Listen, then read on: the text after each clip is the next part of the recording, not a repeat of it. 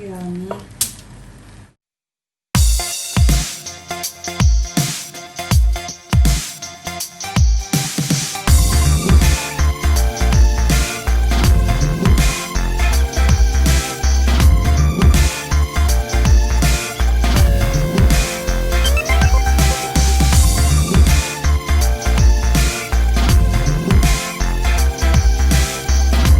Welcome to Mommy Shey's Kitchen!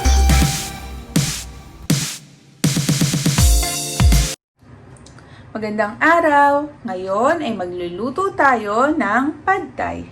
At ito ang mga kakailanganin nating mga sangkap. Meron tayong sibuyas. Ito, medium size lang siya na sibuyas. Meron tayong isang buong garlic.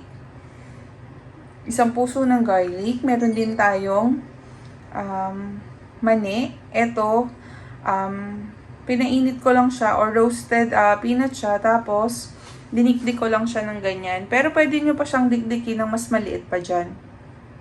Pero ako kasi gusto ko na may nakakagat-kagat pa akong mani. Yan. So, medyo malalaki yung kanyang sizes. Meron din tayong 1 teaspoon of pepper flakes or chili flakes. Meron din tayong hipon. Meron tayong fish cake. Pero ito, optional to. Kung wala kayong fish cake, pwede nyo na itong ialis sa ingredient. Okay na yung hipon lang. Pero dahil special itong gagawin ko, dahil birthday ng kaibigan ko, so naglagay pa ako ng fish cake. Meron din tayong itlog.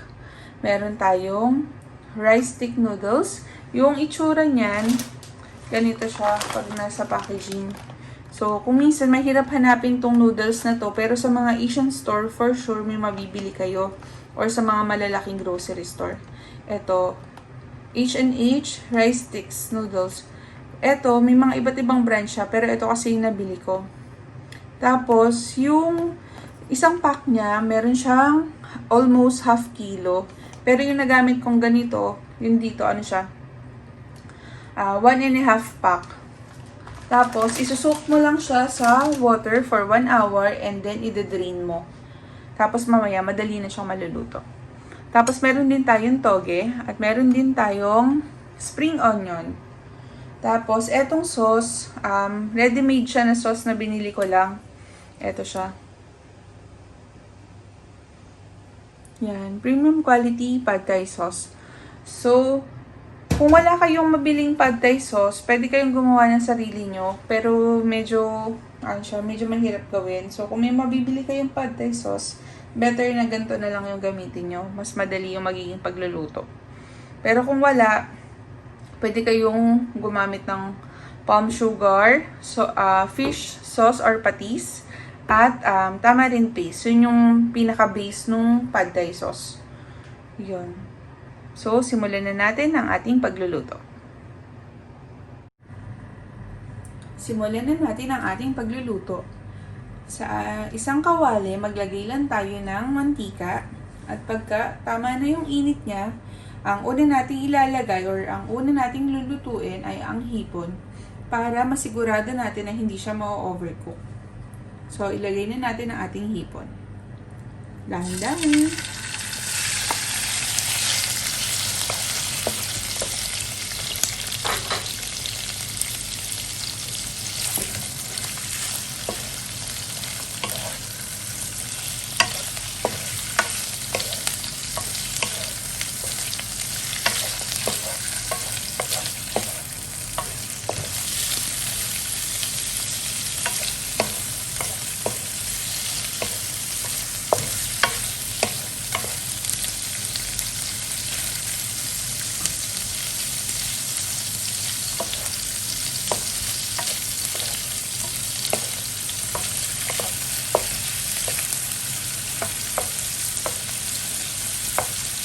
Yung hipon kasi, mabilis lang siyang maluto. So, pag hinalo natin siya sa the rest ng pagluluto mamaya, ma-overcook siya. So, ang ginagawa ko, pag sa pad thai, inuuna ko niluluto ang pinakahipon. At kapag 3/4, ano na siya? 3/4 cook na siya. hinahango ko na para yung residual heat niya, yun na yung magluluto sa kanya completely. Ayan, hipon pa lang, napakabango na. So, yung hipon natin, pwede kang magdagdag ng konting paminta. Ayan. At ng konting asin. Kasi mamaya, pwedeng itappings mo na lang siya. Hindi mo na siya isama sa pinaka-pagluluto. Para may sarili ng siyang lasa.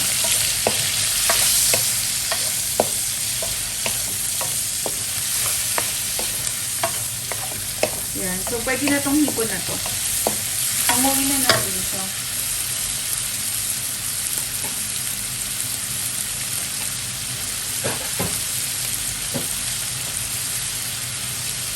Hanguin na natin para hindi ma-overcook. Mabilis lang.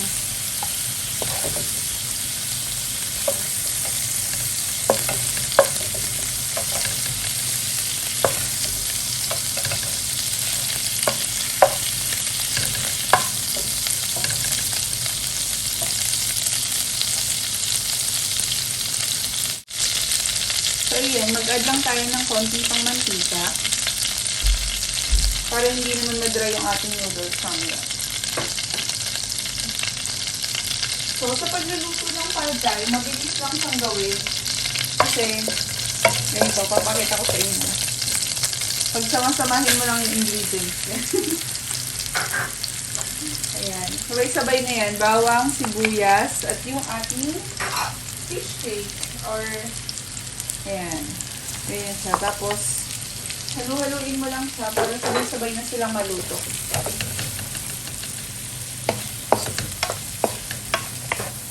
Ayan. Ganyan. Mabilis lang yan. Actually, kailangan pa natin ng konting mantika.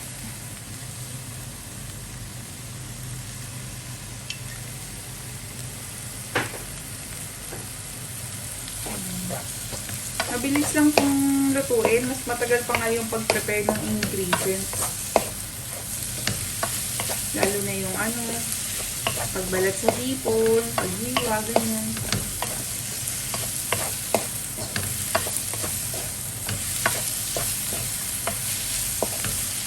Bilis lang yan. Kasi di ba yung fish cake, luto naman na yan, kailangan lang niya ng konting init. Kaya sabay lang siya sa bawang sibuyas. Tapos yung apoy nyo dapat medyo malakas. Para mabilis ang luto. Diba ganun yung mga yung mga nakikita nyo sa mga cooking show, ang lalakas ng apoy nila. Ayan. 1 minute pa at okay na ihalo ang the rest of the ingredients.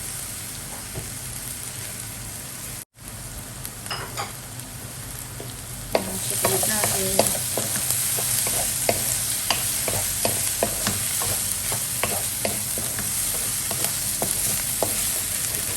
Yan, straight na lang yung mga naninipit-nipit dyan.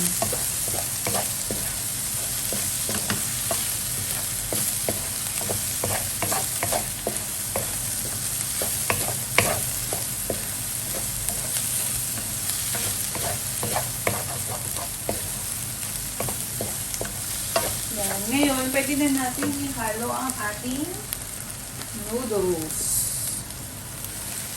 Ayan.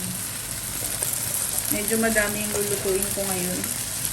Kasi nga, meron yung birthday na pupuntahan.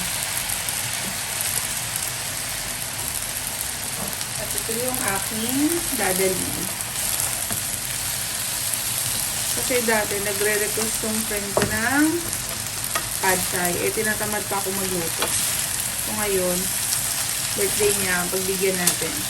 Ayan. Ako nilabasan yung mga noodles.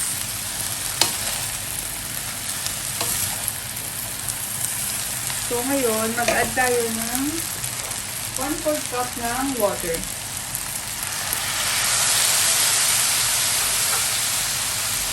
Tapos, i-add na din natin yung ating pinaka-pad thai sauce. Konting stir fry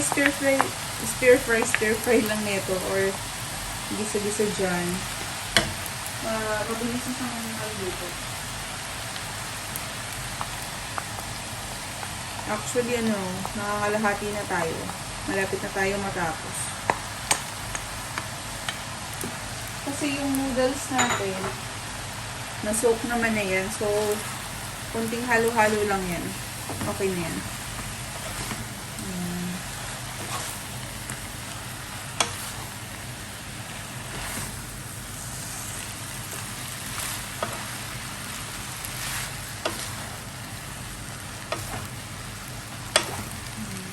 Mix lang.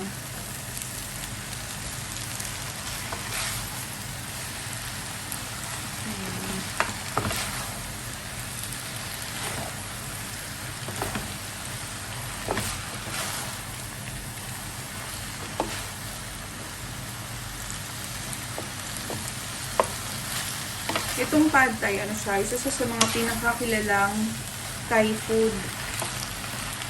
So, ito yung usual na ma-order mo sa mga Thai resto, ganyan.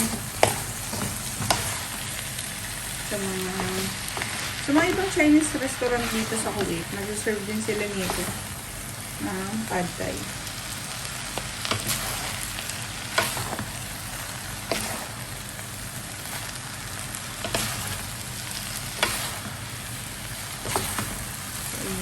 Ganda na ng kulay.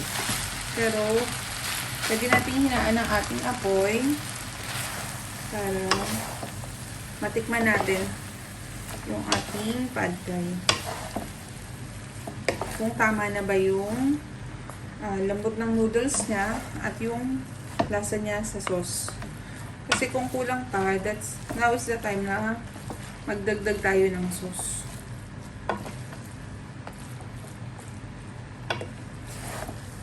Sarap.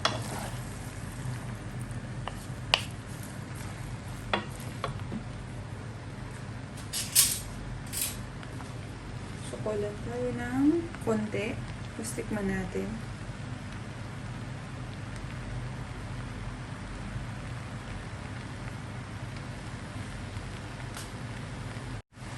So, ayan. Magdagdag tayo ng 1 tablespoon of nung sauce niya. Tapos, nagdagdag pa ako ng 1 kutsara din na water.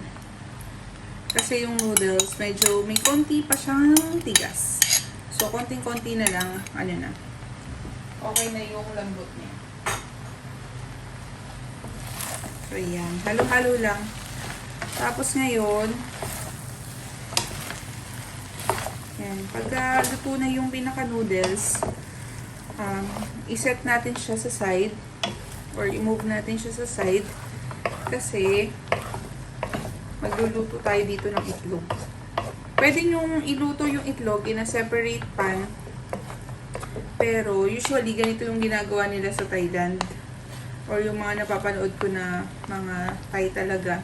Sa gilid lang ng wok sila na nagpiprito ng itlog. So, ayan. Mag-add lang tayo ng konting oil.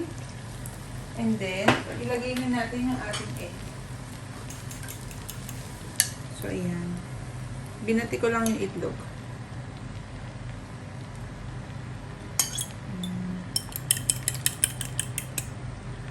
So, ito, lagay na natin yung lahat.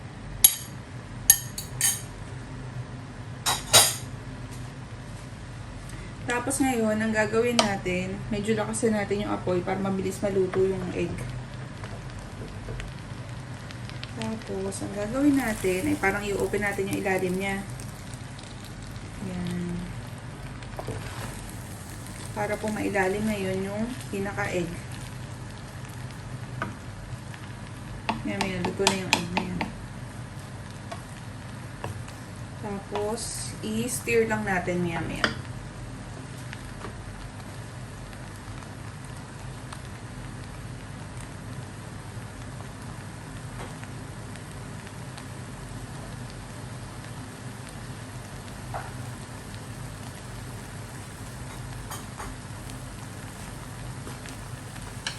Okay, pwede na ngayon yan i-stir. So, yun. Luto na yung egg niya. So, ganyan lang para wala ka din masyadong niligpiting kaldero. So, yan. So, ngayon, pwede na nating ihalo ang ating toge at yung mga iba pa nating ingredients. Kasi luto ni noodles. So, mabilisan na lang yan. So, i-add natin ang ating toge. Yan, lahat na siya. Ang ating spring onion. Pero yung spring onion, nagbawas ako ng konti. Pang toppings mamaya. Tapos, ang pepper flakes. Isama na din natin yan. Konting pepper flakes lang. Para may konting heat lang siya. Tapos, isama natin yung half ng mani. Tapos yung the rest, pang-toppings natin. Kasi sa pad thai, masarap yung madaming peanut. So, ayan. Mix-mix lang natin siya.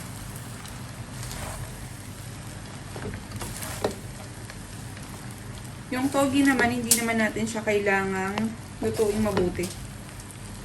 Kasi yung effect niya talaga sa pad thai, siya yung nag-a-add ng crunchy texture. So, ina-add lang talaga siya pagka maluluto na yung, or luto na yung pinaka-noodles niya. So, ayan guys. Tapos na. Mabilis lang siya lutuin. So, ayan. Luto na ang ating pad thai. Pwede na tayo ngayong mag-plating.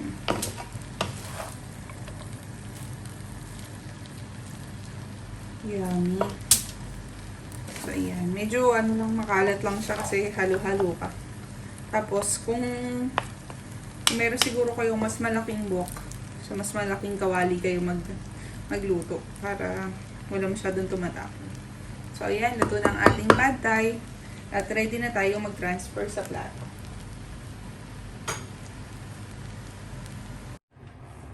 So, ayan guys. Tapos na ang ating pad thai. At na-transfer na natin siya sa isang serving bowl. So, pagka-transfer ko sa kanya, yung mga tinira kong ingredients, yun yung pinang-top ko sa kanya. So, nilagyan ko siya ng mga spring onions, crushed peanuts, or yung dinikdik nating mani. Tapos, yung hipon natin kanina, pinang-toppings ko na lang siya. So, hindi ko na siya usually hinahalo dun sa pinaka pad thai. Ginagawa ko lang siyang pang-toppings. Kasi meron na din namang fish cake doon sa ating pad thai. So, ayan.